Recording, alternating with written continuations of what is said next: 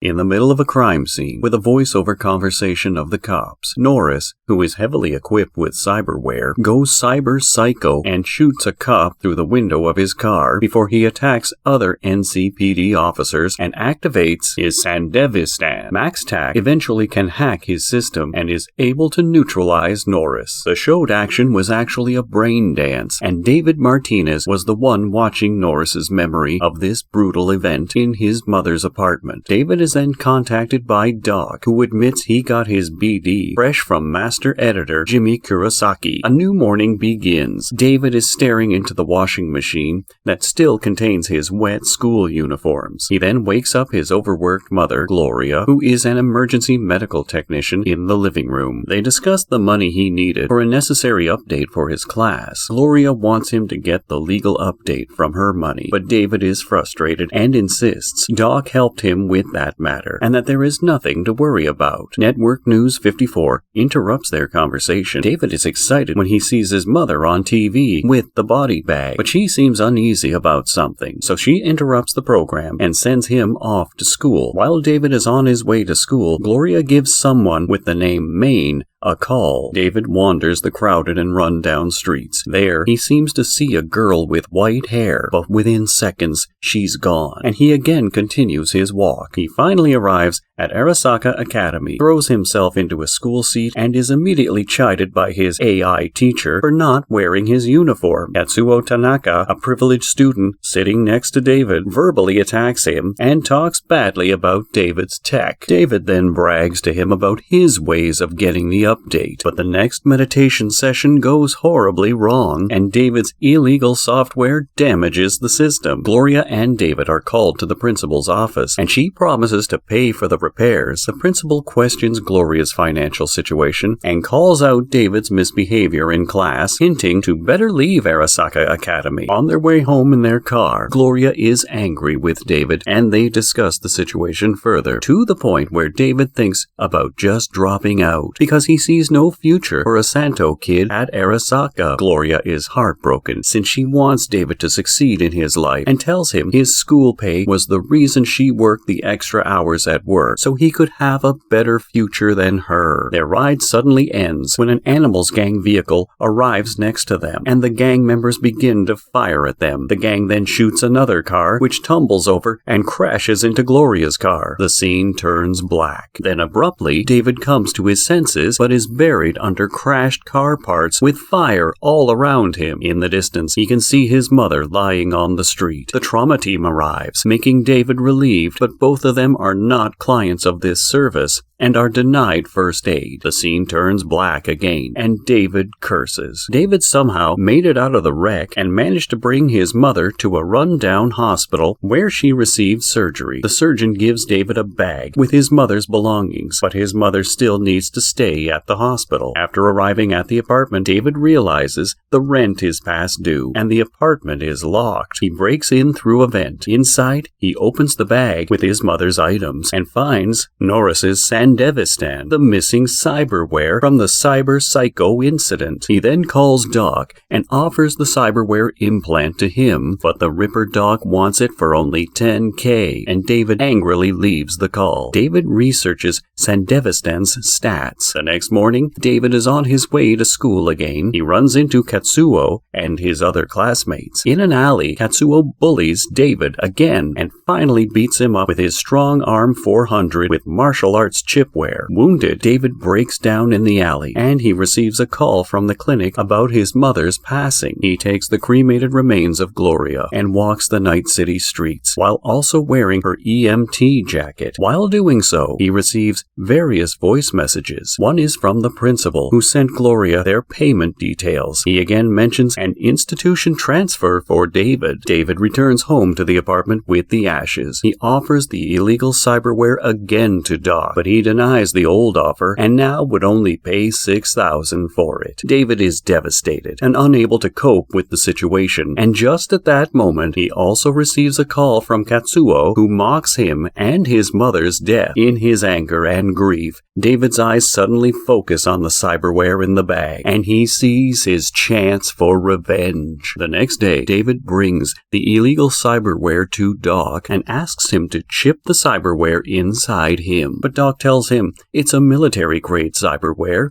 and he wouldn't be able to handle the effects of it. But when David was leaving, Doc stops him and tells him he will do it. However, when he comes back crying because of the pain in his brain, he will take the cyberware out of him and take it for himself for free. After the extremely painful surgery, David returns to school. When he arrives in class, the AI teacher tells him about his tardiness. However, David ignores her and kicks Katsuo, making him fall to the ground, which makes him mad, and he activates his cyberware and tries to attack him. Still, due to David's new cyberware, he instantly gets behind him and punches him, smashing him to the window. Later, in his home, he gets a call from the academy principal about his expulsion. He ignores it before the voice message can play in full. He dresses up, remembering his mother is dead, and walks to the train station under a cloud of gloom. Riding the train, he spots the white-haired girl he clocked the day prior. She is also augmented in some way, stealing chipsets from off necks by hacking in, ejecting them, then walking away swiftly while no one was able to spot her. She tries to steal David's chip, but he uses Sandevistan speed to grab her wrist. Seeing this, she gets surprised and takes him to the side and asks him what is his motive now,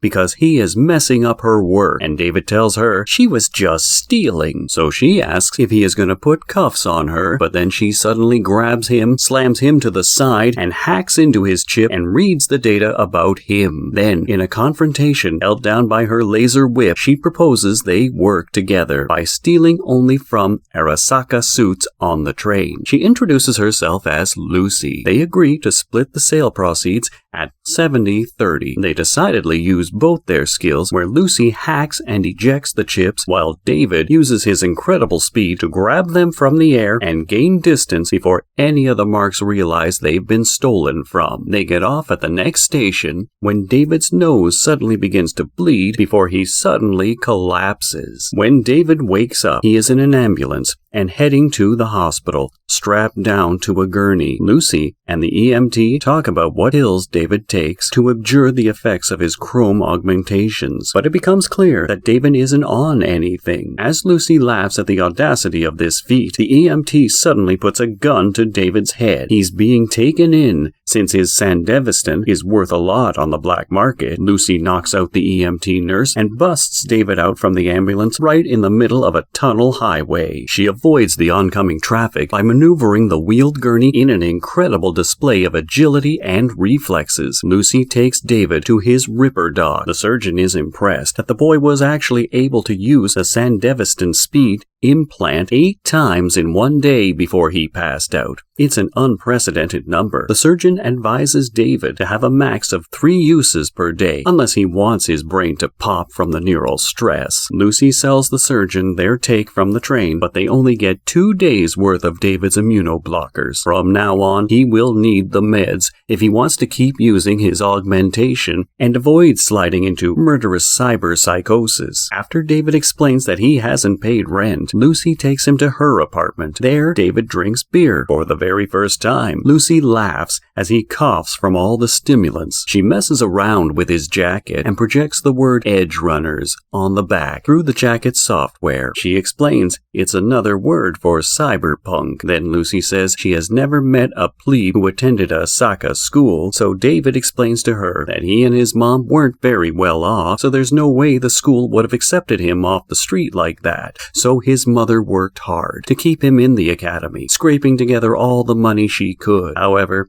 he knew from day one that he didn't belong to the school, and he stuck around due to her mother's dream of seeing him become successful. She takes David to her bed, uses a chip, and takes him with her to the moon on a virtual brain dance experience. As they enjoy the low gravity and stare into the void of deep craters, Lucy tells David it's the first time she had shown anyone this, and tells him they will make a good team. Together, they share tender moments talking about their dreams, fears, and hope. hopes. Suddenly, David is rudely awakened from the moon experience by a big cyborg. The big guy claims that David's Sandevistan implants were supposed to be his. David looks over at Lucy for help, but seeing her smoking nonchalantly makes him confused, and he has a feeling that she has betrayed him. At Lucy's apartment, a man named Maine, the leader of a gang of edgerunners, asks David where he got the Sandevistan. Maine claims that the Sandevistan David installed in his body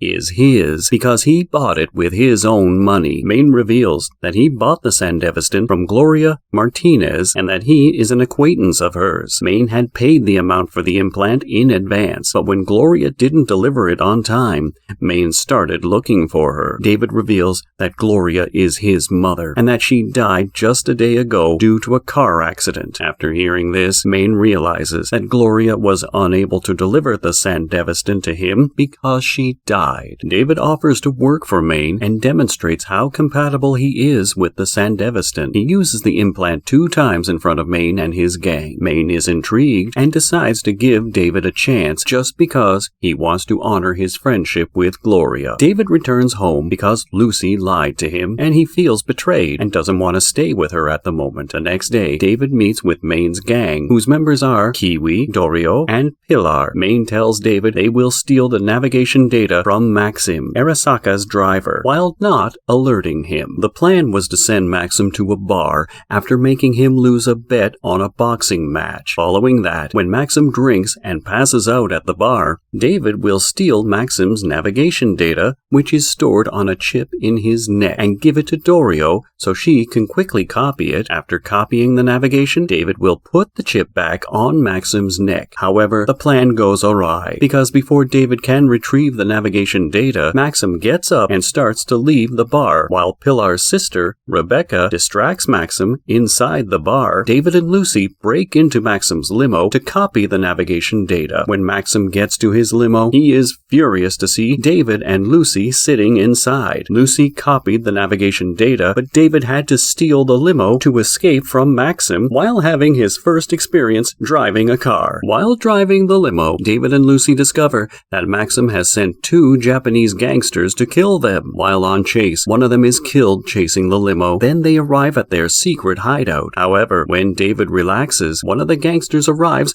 on his bike and then almost kills him. But Lucy stops him with her golden rope, and David uses his cyberware and pushes him to the side, and Lucy cuts his arm, but the biker uses his other arm to slash David with his sword. But then he is killed by Maine, who arrives at the last moment and saves David. Maine is impressed by David's performance on his first day of work and officially makes him a member of his gang. That night, Maine tells David that there is no one in this world that he can trust more than himself, and never betray his group, otherwise he will die. Then Maine gives David his share for getting the job done. The amount of money that David received was much higher than he expected. Maine tells David that whoever works with him gets an equal share. Maine then tells him once he has enough money, he should start fixing his body with other kinds of cyber tech, because his skin and bones won't be able to keep up with the Sandevistan. Then a man named Faraday arrives in a car, and Maine curses under his breath. He then goes to him, and Faraday tells him he requested the data, not the limo, and he asked for discretion for the job, which they failed to do, and because of this, their target, Tanaka, is on high alert. Faraday then tells them to wait until the target lets his guards down again, and he will be in touch with him at that time. After Faraday leaves, David asks about his identity, so Maine tells him he is the one who brought them this job, and also the best fixer around this area. Maine then says he is the one who gets things done, and Faraday is the one who pays them for it. Thanks for watching my anime recap. If you liked it, subscribe and give it a thumbs up. Don't forget to turn on notifications by clicking the bell icon so you don't miss future videos. Leave a comment and let me know what you thought of the recap. I hope to see you all in part 2 of the series.